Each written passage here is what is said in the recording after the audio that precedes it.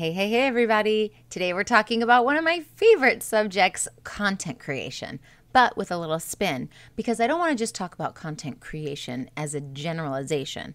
I want to talk about content creation and how it can mean something, how it must mean something, the meaning that goes along with content creation. So stick around. You're listening to Marketing Tips with Meliss podcast.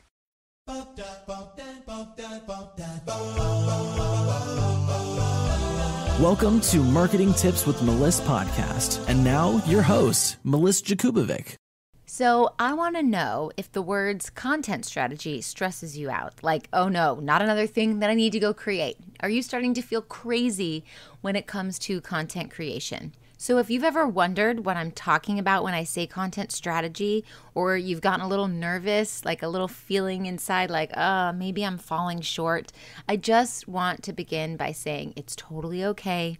It's not complicated. It might sound a little bit intimidating, especially if you've never really created a content strategy before, but it's actually intended to be the opposite. That's the whole point of having the content strategy. Not the whole point, but a big point of it. So when I say you need a content strategy, it just means that you need to have a plan. You need to have some sort of system in place. And strategy is the opposite of being overwhelmed. So instead of saying, oh crap, I have to post something, or I don't know why no one is responding to my posts, or I don't know what I'm supposed to say here.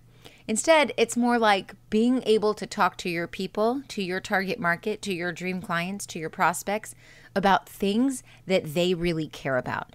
It's knowing that your content is producing the results that you are looking for. And it takes the pressure off of you because you thought of it in advance. When I plan out my content in advance, I can't tell you how many times I speak to myself when I'm like, oh my gosh, I have to plan out my content for next week. And then I go look in there into my Trello board, which is where I plan out my content. And I realize I already planned it out. And do you know what I say to myself? I say, thank you, future Meliss. Thanks for thinking of me back here.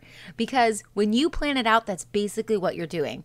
Your future self will thank you because your past self was overwhelmed. So creating this content strategy allows for the future you to just show up and do the work you have to do that day, to just show up and post, not have to sit there and think about it, not have to write it all out, not have to edit it out, but literally you just get to show up and post because you spent the time beforehand planning it out.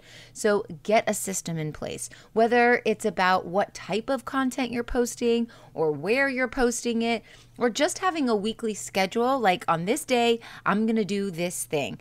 That's all I'm telling you. It's not that hard. So having a content strategy is about having a formula in place that you follow. And actually it holds you accountable to create a consistent presence. So in case you're not sure even how to get started with your content strategy, I wanted to give you a little bit of help on that just to get the ball rolling. So we're going to talk about the top 5.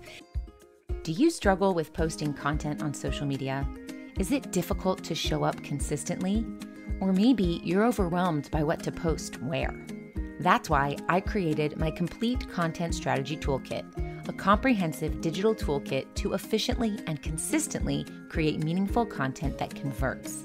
My toolkit is packed with over $3,000 worth of tools, and the best part, I'm offering it all for the price of one dinner. Go check it out now at abundantstrategy.com.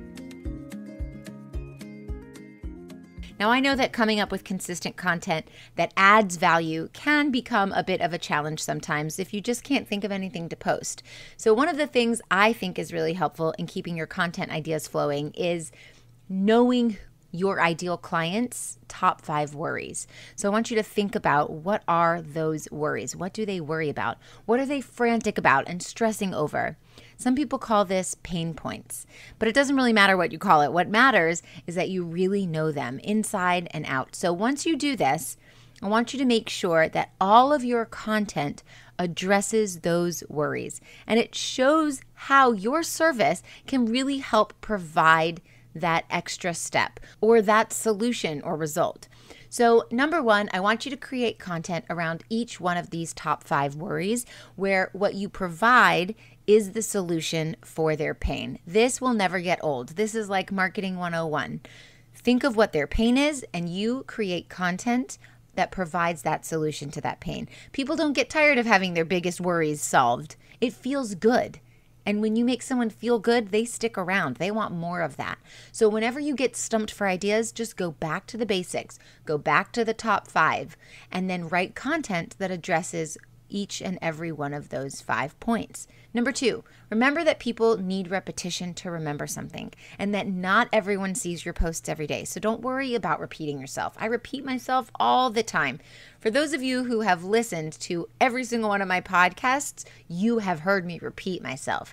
And maybe you are like, she sounds like a broken record. But the truth is that's marketing. You now know what I believe and I think and how I operate and what I think are like the most important things to have. If you've listened to every podcast, it's kind of like if you've watched an entire series of a show. You get to know the characters, you know their mannerisms, you know what they're going to say, you know their personality. And that's because they repeat that. That's the repetition. So just remember that people need that repetition. It's okay that you keep repeating yourself. In fact, that's what you're supposed to do. And number 3, stay focused on providing value. That's what you have to do throughout your content. Stay focused on providing value through content that solves those top 5 problems. Those top 5 problems. So the first action step here for today is to come up with 5 worries your potential client has, and then create content on each one of those. And then your second action step today is to sit down and think about, what do you want to post when? When are you going to post what? Make that strategy, make that commitment to yourself, and hold yourself accountable. Because when you show up for yourself and you hold yourself accountable, that future self of yours is going to feel so relieved. And you are paving the way for greatness for that future self of you. That's, of course, what we want, right? That's how we grow.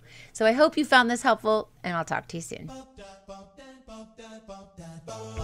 Thanks for listening to the Marketing Tips with Meliss podcast at www.marketingtipswithmeliss.com. Hey, coaches and healers, it's time to feel supported in your business. Head on over to our free community to get access to my best resources for free. I'm talking marketing tips, business strategy, feedback, and so much more. Join now at magneticmarketingmastermind.com. See you there.